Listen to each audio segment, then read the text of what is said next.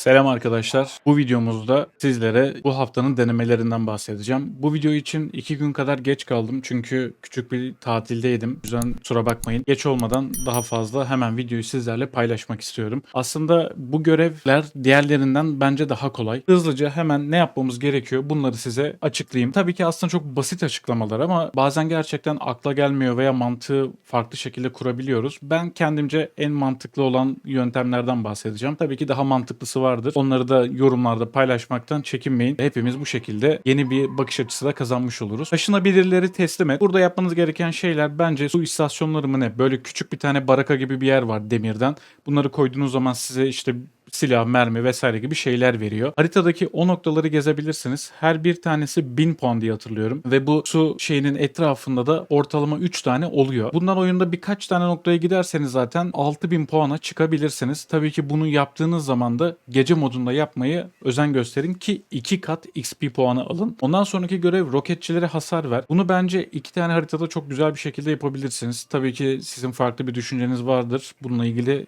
dediğim gibi yorumlarda bunu yazmayı unutmayın. Benim kendimce belirlemiş olduğum safe bir rota var. Hemen bu rotayı size gösteriyorum. Baraj alanında gidebileceğiniz en güzel yer kontrol kulesinin en tepesi. Burada yanınıza mayın vesaire gibi şeyler almayı unutmayın. Çünkü buradaki kontrol kulesinin en tepe noktasındaki dış kapıya mayın koyarsanız ve bir düşman geldiği zaman hemen müdahale etmek veya hızlıca davranmak için vaktiniz olur. Burada kontrol kulesinde uzaktaki roketçilere vurmaya başlarsanız yanınıza geldiği zaman da dilerseniz kurt sürüsü veya herhangi bir bomba ya da silahınıza ateş ederek burada hasar verebilirsiniz. Oyunun birçok alanında gördüğü için ve roketçileri görmesi de oldukça kolay olduğundan dolayı bu noktada oldukça safe bir şekilde bunu yapabileceğinizi düşünüyorum. Artı hazır bu noktaya çıkmışken kontrol kulesinin tepesindeyken burada hemen eşek arılarına zarar ver diye bir zarar ver biraz ilginç bir terim olmuş. Genelde hasar ver diyor ama burada eşek arılarını aynı noktadan çok kolay bir şekilde vurup yanınıza kadar çekebilirsiniz. Ki zaten yanınıza çekmeden zaten eşek arısını patlatacaksınızdır. Map'in ilk dakikasında oyuna girdiyseniz şahane olur ki yakın bir spawn ile tadından yenmez. Burada oyunun son dakikalarına kadar bu iki roketçilere ve eşek arılarına hasar verebilirsiniz. Çünkü eşek arıları düzenli spawnlanır. Roketçi de oyunun sonuna doğru tekrar spawnlanma ihtimali çok yüksektir. Tabii bu zamanla vesaire de alakalı değişkenlik gösterebilir. Roketçiler hasar verdi. Daha yüksek bir skor yapmak istiyorsanız ama birazcık riskli bir yol. Burada mavi kapıya gidebilirsiniz. Çünkü buradaki gece modunda roketçiler ikili ikili geziyor. Yani ortalama 4 tane roketçiyi yanınıza çekebilme ihtimaliniz var. Burada sadece kritik nokta doğru yere konuşlanma. Benim burada size en iyi tavsiye edebileceğim güvenli yerlerden bir tanesi prefabrik geçidin oradaki evlere sığınarak bu görevi çok daha rahat yapabilirsiniz. Çünkü burası çok trafiği olan bir nokta değil ve uzaktan roketçileri de çağırabilirsiniz ancak buradaki eşek arası görevini bu noktadan rahat yapamayabilirsiniz. O yüzden eşek arası için baraj alanında dediğim yer oldukça mantıklı duruyor. Tabii yine bu sizin tercihiniz. Bu iki görevi burada oldukça güzel yürütebilirsiniz. Ki bu mavi kapıda roketçi hasar vermeyi high score olarak da işleyebilirsiniz. Daha sonra patlayıcıyı yok et diye bir görevimiz var. Burada patlayıcıları olabildiğince yok etmeniz gerekiyor. Bunun da bence en güzel yerlerinden bir tanesi yine mavi kapı olabilir. Hatta direkt yerinde göstereyim size. Mavi kapı bu dış kapılardan içeriye girdiğiniz zaman ki nereden girdiğinizin çok da bir önemi yok ama güzel bir rota belirlemeniz sizin için çok daha iyi olacaktır. Oldukça fazla içeride bu patlayanlardan var. Benim size tavsiyem bulunduğunuz konuma göre giriş yapmanız. Şuradaki ok işaretiyle de gösterdiğim bu iki çıkıntının oradan girerseniz ve buradan ta resepsiyon alanına kadar yerin altından ilerlersiniz. Tabii ki burada sağa sollara gideceksiniz. Ekstra içeride de gezeceksiniz. Oldukça fazla patlayanlardan bulacaksınız. Burada çok rahat 10.000'in üzerinde bir puan yapabileceğinizi düşünüyorum. Yani buradaki size tavsiyem 3 yıldız yaptım. Tamam 3 yıldızım oldu deyip çıkmayın. Yapabildiğiniz high score'u yapmaya çalışın ki sıralamada yüksek yerlerde yer alın. Ardından sığınağın içindeki bilgileri indir diye bir bölüm var. Açıkçası ben bunu hiç daha önceden yapmadım. O yüzden yapacağınız yerde muhtemelen kilitli geçit olacaktır diye düşünüyorum. Burada bu görevi yapabilirsiniz.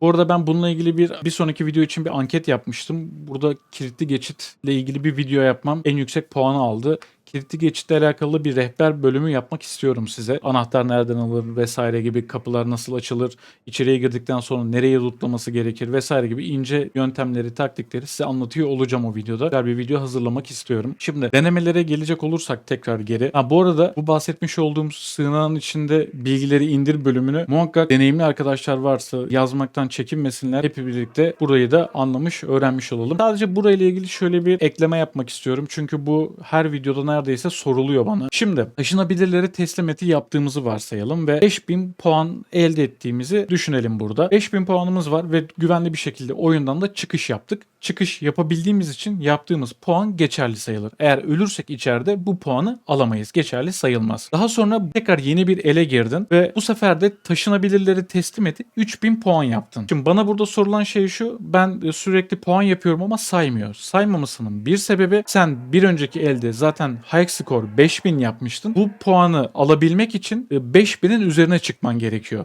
Yani bir elde yapabileceğin maksimum puan. Sen 5000'den sonra 3000 yap, 4000 yap, 2000 yap, hiçbir önemi yok. Bunları toplamayacaktır. 5000'i geçmediğin sürece en yüksek puanında sabit durur. Aynı zamanda şöyle bir faktör de var. Sen high score'un 5000 ama sen o el girdin 12000 yaptın ama güvenli çıkış yapamadın, seni öldürdüler. 12000 puanın çöpe gitmiş olur. O yüzden bu önemli bir nokta. Bunu sakın es geçmeyin. Bir elde yapabildiğiniz maksimum skor sizin ana skorunuzdur. Diğer ellerde puan alabilmek istiyorsanız bu ana skoru geçmeniz gerekiyor. Bir diğer önemli bir nokta ise sağ altta gördüğünüz gibi bir yıldız baremi var. Eğer 1000 skor yaptığınız zaman birinci yıldızın ödülünü alırsınız. 2 yıldız yaptığınızda ikinci yıldızın ödülünü alırsınız. 4000 skora geldiğinizde ise 3 yıldızın ödülü açılmış olur. Bu ödülü almanın yolu da güvenli çıkış yapmanız gerekiyor. Dediğim gibi skorun geçerli olması için. Ödülü göreceğiniz nokta, oyunun ekranı bittiği zaman size bir bilgi ekranı gelir. O anki el içerisinde yaptıklarınıza dair XP'ler vesaireler. Buranın ödülü de size orada gösterilir. Sen bir kere 3 yıldız görevin 3 yıldızı yapıp ödülünü aldıysan 4000 skor yapıp bir sonraki skorda 8000 skor yaptın. 2'ye katladın skorunu. Bir daha ödül almazsın. Çünkü zaten sen 4000 skor yaparak bir önceki elde ödüllerini zaten toplamıştın. Bu genelde bana soruluyor. Bunu da eklemek istedim. Normalde bu videoyu çok daha kısa tutuyorum ama bu sefer birazcık uzun oldu. Kusura bakmayın. Videomu beğendiyseniz beğenmeyi ve lütfen abone olup bana destek vermeyi unutmayın. Bu destekleriniz benim için çok değerli ve çok önemli. Kendinize iyi bakın. Bir sonraki videoda görüşmek üzere.